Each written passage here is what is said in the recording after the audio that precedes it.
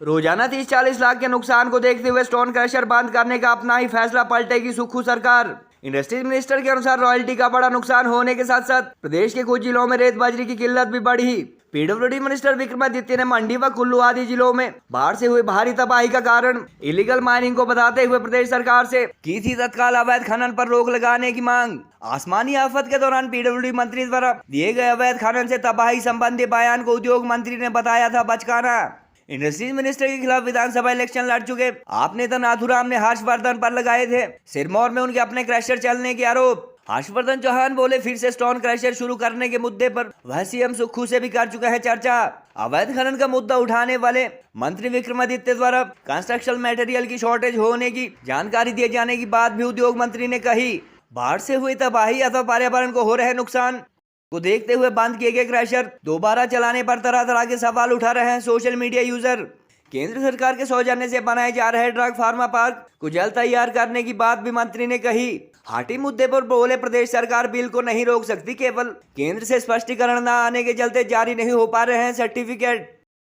क्योंकि मुख्यमंत्री जी के ध्यान में जब आपदा आई, बाढ़ आई, बारिशें आई थी तो बहुत सारा हिमाचल प्रदेश में नुकसान भी हो गया था। कुछ लोगों का मानना था कि माइनिंग की वजह से जो है ये नुकसान हुआ है। ठीक है, माइनिंग की वजह से भी थोड़ा बहुत नुकसान होता है, ये बात नहीं है, मगर मुख्यमंत्री जी ने फिर आपदा राहत कोष में जो है डिज़ास्टर मैनेजमेंट में जो है क्रशर उसको बंद कर दिया गया था। क्रशर बंद होने की वजह से कुछ ज़िलों में, विशेष करके कांगड़ा ज़िले में और कुल्लू और मंडी में जो है वो रेट्स बढ़े हैं और पंजाब से भी रॉ मटेरियल आ रहा है। मुझे विक्रमादित्य पीडब्ल्यूडी मिनिस्टर ने भी मुझे रिक्वेस्ट किया है कि पीडब्ल्यूडी का काम भी जो है वो प्रभावित हो रहा है क्योंकि रोड़ी की अवेलेबिलिटी नहीं है। तो मैंने सारी बातें मुख्यमंत्री जी के ध्यान में लाई है। मुख्यमंत्री जी ने आश्वासन दिया है कि इस विषय पे जल्द फैसला हो जाएगा। तो लगभग लगता है कुछ दिनों में एक दो दिन में खुल जाएंगे। और नुकसान तो अब ये है कि अब माइनिंग डिपार्टमेंट को तो ये मान के चलो 30 से 40 लाख रुपए हर रोज का नुकसान हो रहा है। आप भी चाहते तो ये सब चीज़ त्रासदी रुक सकती थी, पर आपने जैसा कि आपके बयान से साफ जाहिर होता है आप भी इन चीज़ों को रोकने के पक्ष में नहीं है। और रोकने के पक्ष में आप क्यों नहीं है? क्योंकि आपके खुद के भी क्रशर है मंत्री महोदय, आपकी खुद की उसमें पत्तियाँ मंत्री महोदय, इसलिए आप नहीं चाह रहे।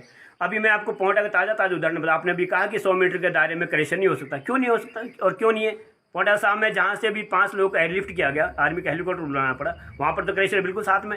ये जो त्रासदी हुई है ये इलीगल माइनिंग की वजह से नहीं हुई है।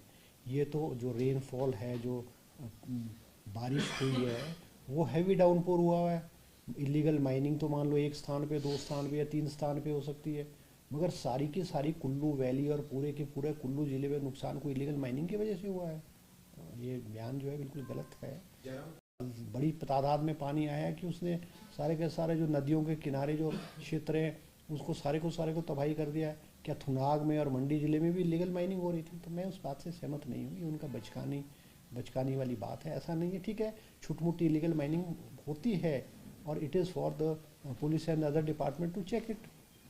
पॉलिसी लाई जानी चाहिए ताकि रिवर बेड से जो है माइनिंग हो और साइड से जो करवाया जाता है उसका ऑप्शन करवाकर उसकी सरकार रॉयल्टी ले। चीज़ें हो रही है ये इलीगल माइनिंग की वजह से हो रही है। और जो इसमें जिस तरीके से साइड से आप सारी इसमें माइनिंग हो रही है, किन लोगों का इसमें संरक्षण है उसके ऊपर कार्रवाई होनी चाहिए। मैं मुख्यमंत्री जी से भी इस पर बात करूंगा और विधानसभा में भी इस इशू को उठाऊंगा और जो हमारे माइनिंग मिनिस्टर हैं, मेरे कलीग हैं, मैं उनसे भी बात करूंगा हर्षवर्धन जी से कि इसके ऊपर कड़ा संज्ञान लिया जाए। क्योंकि ये सारी चीज़ें जो है ये कोई नेचुरल चीज़ें नहीं है। अगर इसका कोर्स बदला है it is because of illegal mining. Let me be very clear and very Frank. और जिस तरीके से इसमें जो नुकसान लोगों का हुआ है इसके ऊपर जो है कार्रवाई करने की आवश्यकता है। और अगर नहीं होती है तो इसको एसपी को यहाँ से एसपी का तबादला होना चाहिए अगर ये नहीं होता है।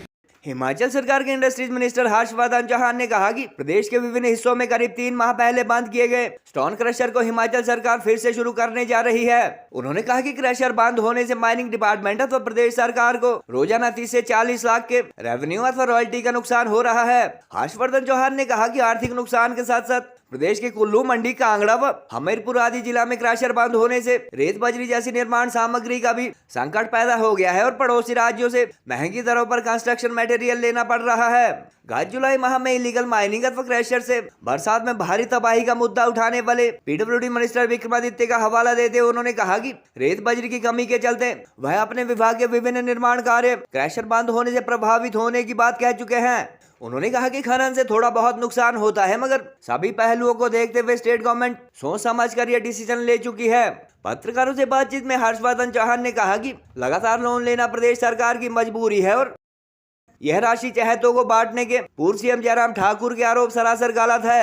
हर्षवर्धन चौहान ने कहा कि पीएम नरेंद्र मोदी ने करीब 1950 करोड़ के जिस बालकृष्ण फार्मा पार्क का शिलान्यास किया था, उसका काम तेजी से आगे बढ़ रहा है और यहां सॉलिड व लिक्विड वेस्ट मैनेजमेंट की वर्ल्ड क्लास व्यवस्था की जाएगी। हाटी समिति द्वारा प्रदेश सरकार को दिवाली तक का अल्टीमेटम दिए जाने के मुद्दे पर किए गए सवाल के जवाब में उन्होंने कहा कि राज्य सरकार इस बिल को इम्प्लीमेंट करने से नहीं रोक सकती और केंद्र सरकार के संबंधित अधिकारियों से क्लेरिफिकेशन आते ही सर्टिफिकेट इशू करने की प्रक्रिया शुरू होगी। हर्षवर्धन चौहान ने कहा कि इस बारे जारी नोटिफिकेशन में बेस डेट न होने तथा SC कैटेगरी के लोगों को एक्सक्लूड किए जाने को लेकर असमंजस की स्थिति के चलते उनकी सरकार के लॉ डिपार्टमेंट ने क्लेरिफिकेशन मांगा है। गौरतलब है कि गत जुलाई माह में लोक निर्माण मंत्री विक्रमादित्य सिंह ने कुल्लू व मंडी जिलों में बाढ़ से हुई भारी तबाही के लिए अवैध खनन को जिम्मेदार ठहराया था और उद्योग मंत्री के साथ साथ विधानसभा में भी यह मुद्दा उठाने की बात कही थी। पीडब्ल्यूडी मिनिस्टर से पहले डिप्टी सीएम मुकेश अग्निहोत्री भी प्रदेश में खनन माफिया पर नकेल कसने संबंधी कई बयान जारी कर चुके हैं और उन्होंने तो ऐसे लोगों पर FIR करने पर उनकी संपत्ति जब्त करने की भी बात कही थी। सूत्रों के अनुसार उप मुख्यमंत्री व लोक निर्माण मंत्री के मुखर होने के बाद ही गत 23 अगस्त को सुक्खू सरकार द्वारा प्रदेश में 150 के करीब स्टोन क्रशर बंद किए गए थे। हालांकि अपने पर्यावरण संरक्षण संबंधी इस बोल्ड डिसीजन पर सुक्खू सरकार 3 माह भी नहीं टिक पाई। गौरतलब है कि गत जुलाई माह में उद्योग मंत्री ने पीडब्ल्यूडी मिनिस्टर के अवैध खनन से नुकसान संबंधी बयान को बचकाना बताया था, जिसके बाद उनके खिलाफ विधानसभा इलेक्शन लड़ चुके आप नेता नाथूराम ने हर्षवर्धन चौहान पर सिरमौर में उनके अपने क्रशर व माइंस होने के आरोप लगाए थे।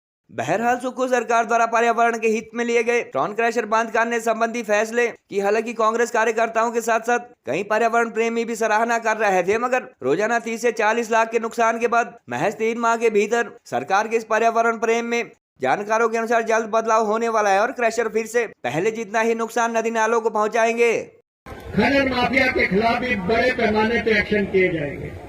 जो लोग प्रदेश को रॉयल्टी नहीं देते और जो है जिन्होंने संसाधनों की लूट मचा रखी है, उनके खिलाफ आज के दिन हम निर्णायक कार्रवाई करने की आपको प्रतिबद्धता जताते हैं।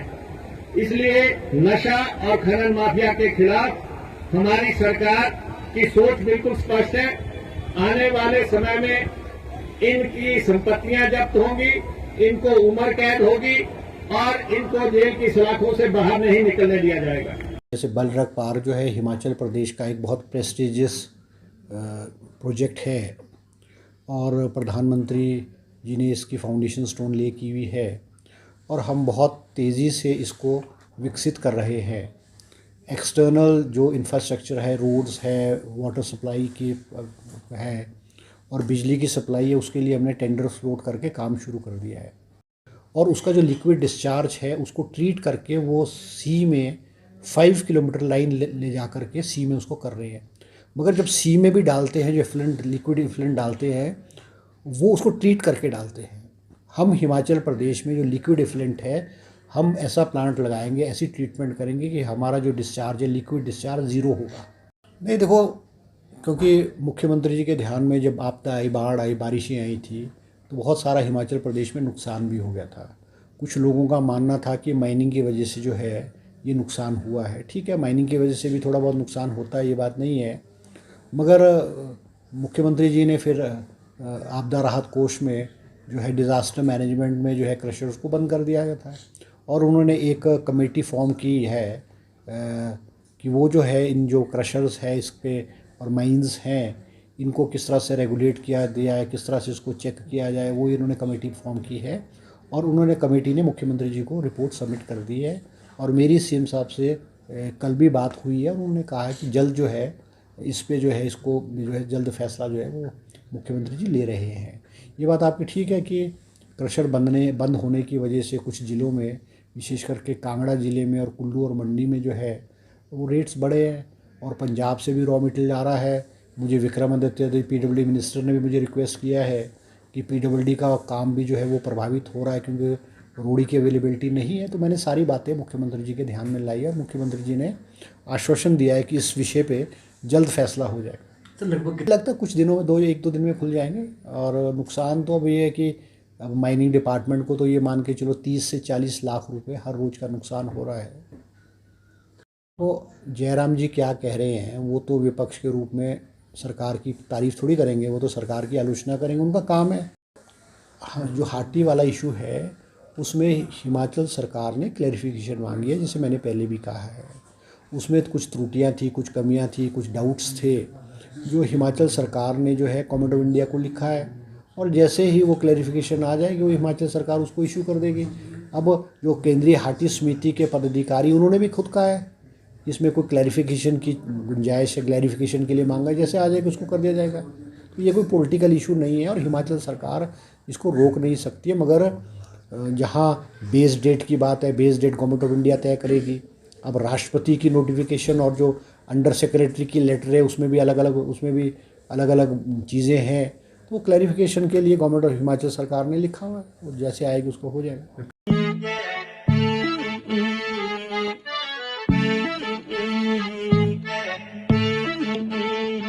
हाँ, खुसरो निजाम के बल बल जाइए, खुसरो निजाम के बल बल जाइए, मोह सुहागन की नीरे मोसनैना मिलाई के छाप तिलक